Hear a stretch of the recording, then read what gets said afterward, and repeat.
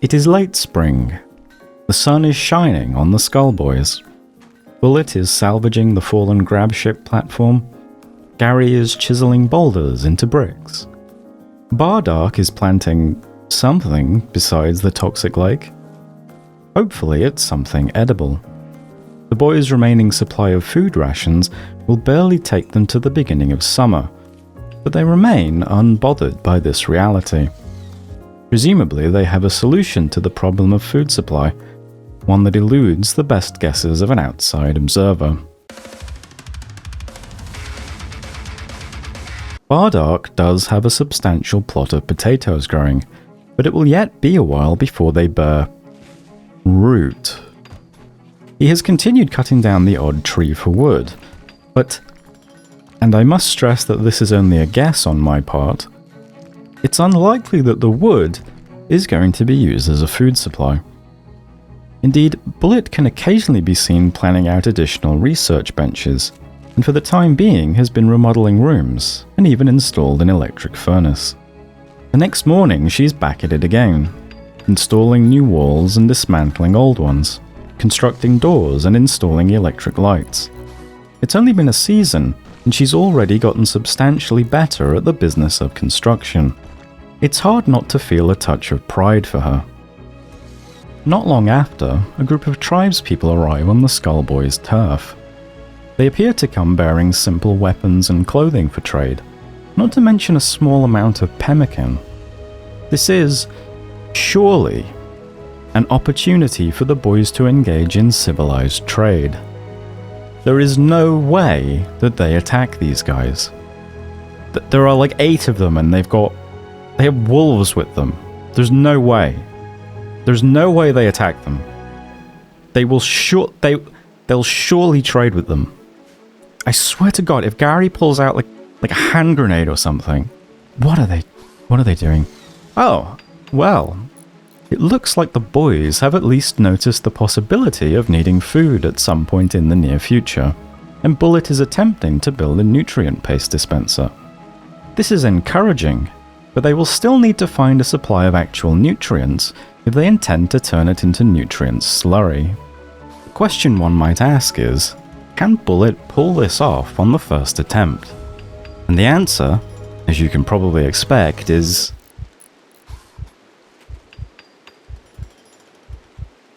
yes. The days of failing multiple times in a row to construct a table seem to be far behind her. And with that, the basic shape of the SKULLBOYS' base of operations appears to be complete. 6 food rations remain in storage. The boys wind down by engaging in a 3-way game of horseshoe, possibly to decide how they'll deal with the large group of visitors just outside their walls. The atmosphere seems strangely tense. After the boys head to bed, it's Bullet that decides to get back up again, sometime around 1 AM, and trades some of the boys' silver for a few stacks of pemmican. This is a great sign, and shows that the SKULLBOYS are in fact capable of engaging in friendly trade. But what led to this decision so late in the night? What took place during those few hours when the boys were playing horseshoes? What conversations were held? We can only speculate. But what happens the following day could hold a clue. The next morning, Gary is already out. Bullet and Bardark are left repairing and cleaning respectively. But what is Gary doing? It seems he is determined to secure the boys' source of raw food for their nutrient paste dispenser. He's on the hunt. For meat. Rat meat, that is. And it's here we gain a valuable insight into Gary and his skill with handguns. Specifically, that Gary has very little skill with handguns. Could this have been the realization Bullet had during their game of horseshoes? A realization that led to her waking in a cold sweat and amicably trading for a week's supply of pemmican. Horseshoes is, after all, another test of accuracy. Perhaps we're being unfair though. It is foggy and it's raining, and a rat is a very small target after all. Fortunately, a much larger target just so happens to have wandered into the SKULLBOYS' turf. A plump, portly, and somehow entirely healthy pig. Let's see how Gary's accuracy stacks up against this porcine intruder. No, not quite no, not a great start. He's a bit far away, might want to get a bit closer. Pig is retreating around a wall. This is Gary's chance. He's going very wide shots. Not sure what he's thinking. His accuracy is so poor, the pig is now running towards him, thinks it's being shot from the other direction. Has smartened up now, continuing to charge away. Gary, hot on its heels, not quite there yet. No. It's just not, no, just a little bit, no. Looks like he might be getting frustrated here.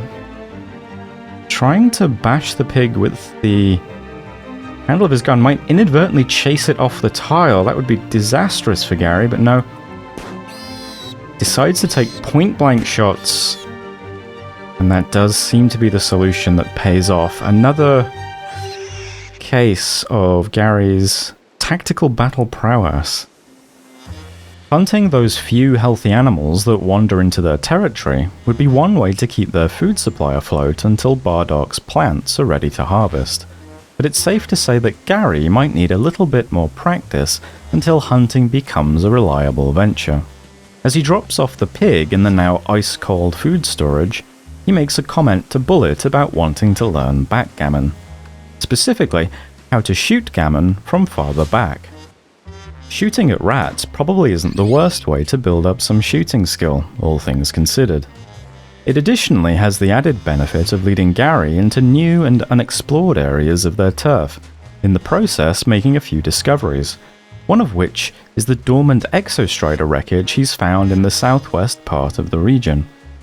This will no doubt be an object of great interest to Gary, who has both an engineer's mind and a strong desire to insert mechanical components into his body.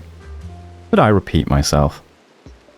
By the next morning, the sludge tank is full of rat sludge, although the boys opt to continue eating pemmican for the time being, and I can't say I blame them.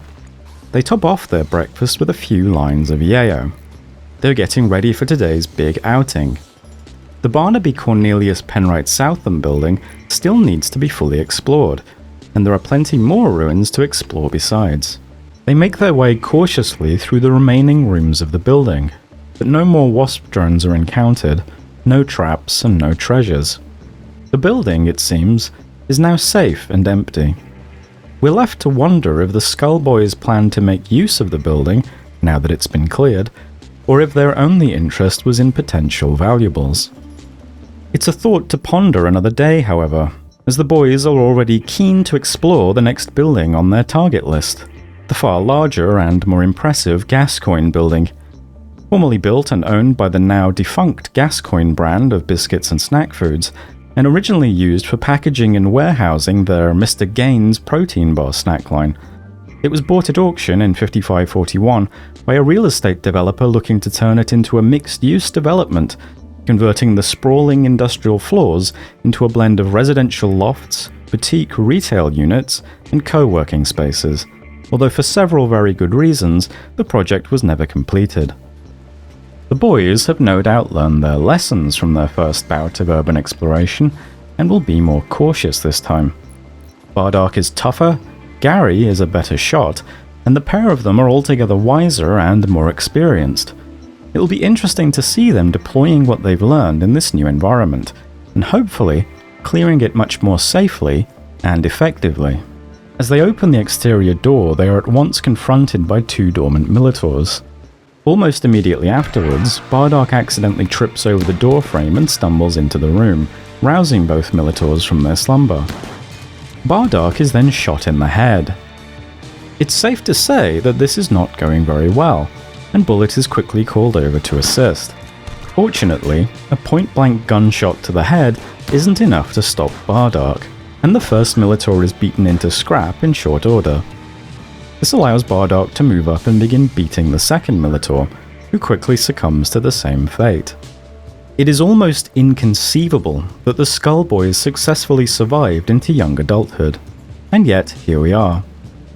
Having cleared just a single room of the Gascoigne building, costing Bardark several hair-raising injuries and litres of lost blood in the process, the SKULLBOYS return home to their base, with a curious artifact now in their possession. A rusted old safe at the back of the room contained a small dossier of maps and papers, mysteriously titled The Federation's Study of the Ancients. No doubt encrypted in some manner, the boys will need to decode it if they intend to make use of it, which raises an interesting question. Can the SKULLBOYS read? Evidently, Bullet can, as she grabs the dossier immediately, poring over it while Gary tends to Bardark's numerous injuries, starting with the gushing wound in the front of his skull. Once again, Gary decides not to dip into their medical supplies. Before Gary has even finished patching Bardark up, Bullet has already figured out exactly what the dossier contains. A terrifying reminder never to underestimate the SKULLBOYS. The maps seem to pinpoint the location of an ancient mercenary duo, and perhaps more interestingly, the details of an infamous weapon in their possession, although the exact nature of the weapon seems vague. Still, it's enough to pique the interest of the boys, who begin making plans to hunt it down immediately. Unfortunately, it is extremely far away.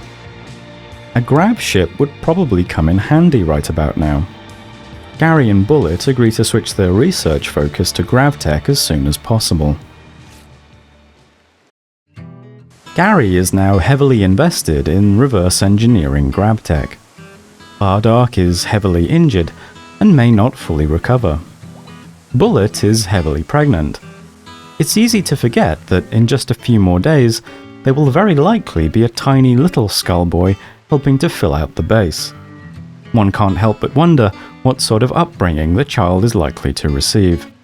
We also gain our first real insight into the internal ceremonies and prescribed values of the SKULLBOYS, as Bullet undergoes a formal recognition ceremony in which she is granted the title of Skull Fixer, a sort of moral guide who will presumably enforce and maintain the key tenet of the SKULLBOYS' nascent ideology, that the SKULLBOYS do in fact rule.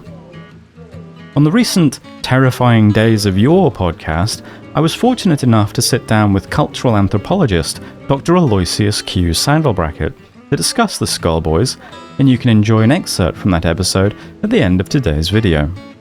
Although Bardark is occasionally up and out of bed by this point, his injuries are still extensive, and he requires regular tending by Gary. It's here we see Bullet deploying some of her newly gained authority over the moral constitution of the gang. She approaches Bardark and explains to him that being injured is functionally the same as being weak, and not appropriate SKULLBOY behavior.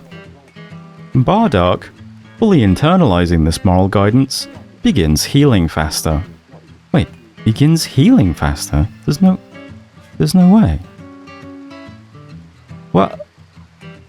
Well, I mean, I guess it speaks to the psychosomatic power of moral certainty in certain individuals.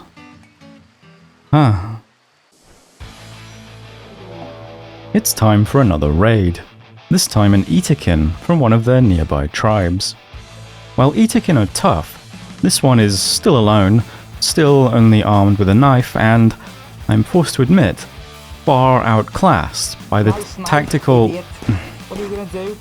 Stab me? the superior tactical decision-making of the SKULLBOYS. It won't be long until the belligerent attitude and burgeoning wealth of the SKULLBOYS begins to attract much larger hostile forces, but for now, it seems as though the boys can relax. Oh, did I say relax? I meant research for long hours into the night. The boys have entered a monomaniacal state, devoting every moment of their spare time towards understanding how to construct a grav ship. The promise of hunting down a powerful weapon in the possession of ancient mercenaries is a temptation just too tantalizing to ignore. Unless an enraged boomalope is charging the base, of course. They seem determined to take care of that little nuisance. This is one threat that can't be managed by the usual tactic of having Bardark scream at the intruder while running around, at least not safely, although I suppose that wouldn't usually stop them. Still, hopefully they have the good sense to take this thing down at range. At long range. Longer range than that. Oh my Jesus Christ! That was close. Okay. It's fine. All that fresh boomalope meat loaded into the slop dispenser means Gary can take more time off from hunting and devote more time on the research bench. And it looks like it's paid off. Almost a third of the way into summer, and the boys have successfully figured out how to construct the basic components of gravtech.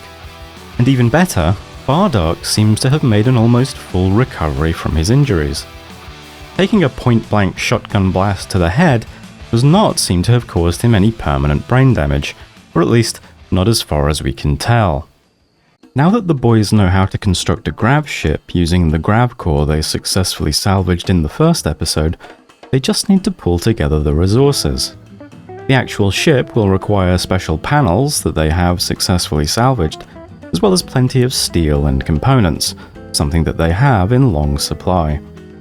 One major sticking point, however, is the grav anchor.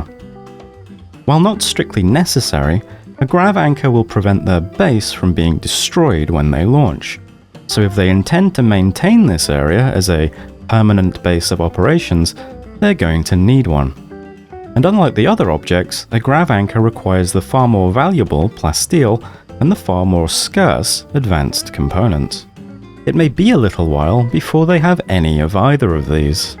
Although plasteel can occasionally be found as compacted deposits in hillsides and junkyards, only one outcropping of such is currently visible to the SKULLBOYS, far south of their base. It would make a good start at least. Just northeast of the deposit is also a strange, unknown, unrecorded, unmapped, and unpleasant-looking artificial structure. Perhaps something high-tech and salvageable lies within. Perhaps not. Separating the base from both the deposit and the odd structure are these two large buildings. While these could also potentially hold plasteel or advanced components, it's more likely that they will have been long since picked clean by looters. Still, it's worth a shot, and they are on the way. And then there's always exploratory mining. An ancient landfill to the north of the SKULLBOYS base seems particularly rich in both steel and components. Perhaps a hidden deposit of plasteel waits inside. The boys opt for first exploiting the plasteel deposit known to them, deciding to clear out the large building between them and it on the way. This ancient, nameless, and long-forgotten structure appears to have been an apartment building at some time in the distant past. Now long ravaged by time and war and the elements, it's hard to imagine the ugly, blocky, utilitarian structure would have ever looked good, even in its heyday. Still, the boys meticulously clear its surviving rooms, even calling Bullet over to break into inaccessible voids. But as one might expect from a building like this, there doesn't appear to be anything even remotely valuable inside. Fate, it seems, intends to make the SKULLBOYS work with their plasteel. What the No way. That is the motherlode right there. That is insane. Well, okay, I guess, fate, it seems, has rendered the plasteel situation effectively solved. Although it will of course take some time to mine it. Plasteel, after all, is not known for being an easy material to break down. Hopefully Bardark can keep his mood up during the long hours he's going to be sat here hitting this deposit with his enormous steel bar. In the background, a bulk goods trader arrives, and while Bullet does engage with the caravan, it does not happen to be carrying 5 advanced components. And honestly, thank God for that. Bullet instead trades away the Federation's study of ancients for some wood and cloth, which she uses to construct a sort of effigy. I can't wait to see how that gets used down the line. Yeah, Bardark has spent the day mining now, and I don't think he's taking it very well, I'm going to be honest. Something that might cheer Bardark up is that his rice appears ready for harvest. And on that note, I wonder how much Gary has improved at shooting rats. You know, it doesn't look great, but it's certainly an improvement. It's a big improvement. It is. It's a big improvement.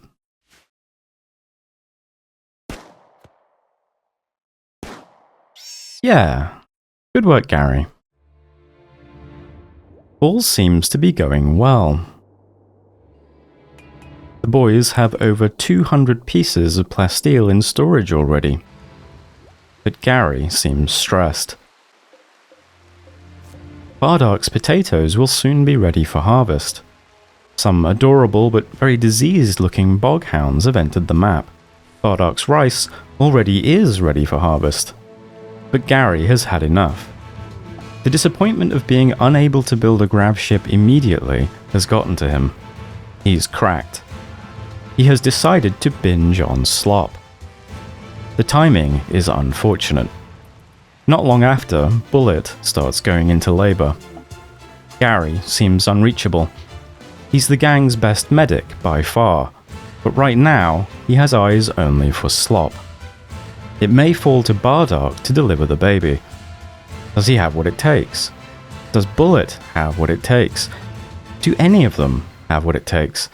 Do I have what it takes? I can't say. But what I can say is that we might all learn the answer next time.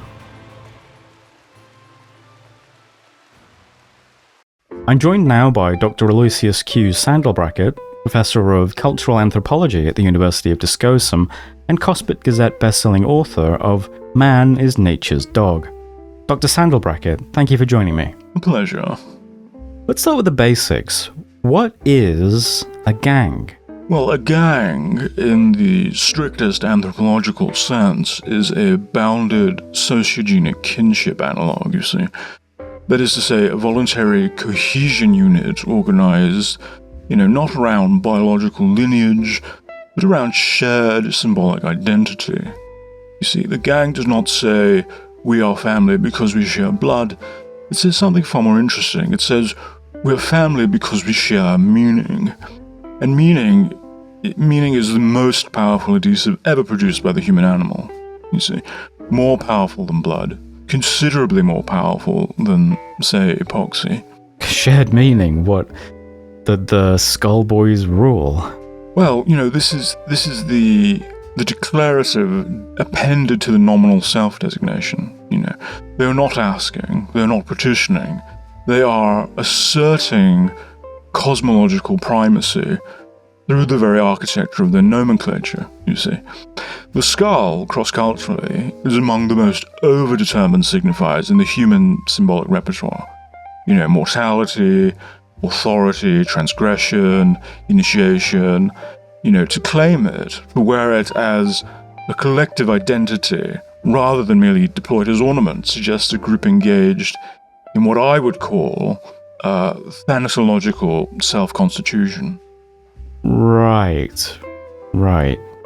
But I mean, it's possible that they're just stupid and think skulls are cool, right?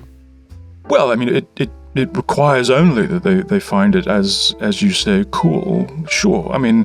The affect precedes the architecture, you see.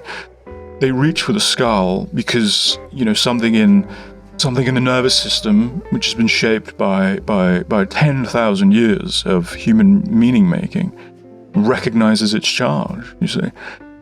He does not know why it feels powerful, it simply does. This is frankly how most of human culture operates. You aren't suggesting that most people would consciously select the symbols around which they organize themselves through rigorous hermeneutic deliberation, are you? Well, no, but they have a building called the Big Platform. I mean, it probably is quite big, Well, so right now the SKULLBOYS appear to be designating Bullet as their skull fixer in a sort of recognition ceremony. What do you make of this? Like, what does this mean for the development? Well, the role of what I would term the moral, doctrinal interlocutor, your skull fixer in the vernacular, represents something quite profound in the developmental arc of a nascent ideological community. You see, when a group moves beyond mere behavioral consensus, don't do this, don't do that, and begins formally appointing a custodian of moral meaning, well, then it has crossed a threshold, you see. And it's a very significant threshold. They have, in the technical sense, clarified, you see. They've produced a priest. Now Bullet is no longer simply a member of the group. Bullet is now the group's relationship to its own values, made flesh and given a title, as it were. Bullet interprets, Bullet adjudicates, you see. Bullet decides what the skull means on any given Tuesday when two members have a disagreement about whether something was sufficiently skull-like in its execution or not. Every ideological community requires what Gramsci would recognize as an organic intellectual, someone whose function is not the exercise of force, but the maintenance of normative coherence. The skull fixer occupies precisely this space. She, in this case, fixes skulls. Now, whether this is to be understood literally, metaphorically, or as a deliberate semantic collapse of the two, I cannot say with confidence, but what I can say is that the title encodes an assumption that skulls break, and that this breaking is remediable, and there is embedded in this title, I think, an entire soteriology. Right, yeah, no, totally. Yeah, I mean... The SKULLBOYS are operating in the subjunctive tense, Their precepts are aspirational. Their roles are, as yet, mostly architectural drawings of human beings that do not yet exist in the forms prescribed, you see. The skull crusher crushes, the skull popper pops, you see. The big skull leads. These are not descriptions, not merely descriptions, they are invocations, you see. The gang is conjuring its own future membership, as it were, through a nomenclature so blunt, so maximally legible, that it functions almost like a kind of institutional folk magic, I guess Gary is the big skull then? Well, presumably. I mean, we should be careful. The roles exist, but the institution is embryonic, you see. They have a name for the throne, but the throne has not yet been built, as it were. This is not... it's not unusual in foundational ideological communities. The signifier precedes the signified, and they know they need a big skull more certainly than they know what a big skull is, you see. I'd be remiss if I didn't draw attention to the fact that the gang seems to have created a relic, that being a minigun, that Gary saw in a dream. What do you make of that? I mean, surely this is just ridiculous. I have been sitting with Gary for some time now, and I must say, Gary is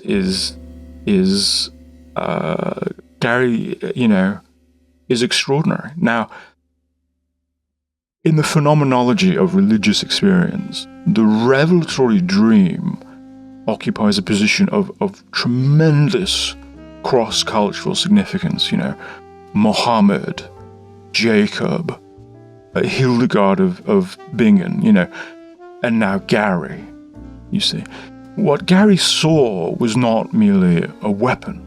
What Gary saw was a theodicy, a minigun, a weapon of of sustained, rotating, high-volume annihilation appearing in the dreaming mind and subsequently elevated to the status of sacred relic.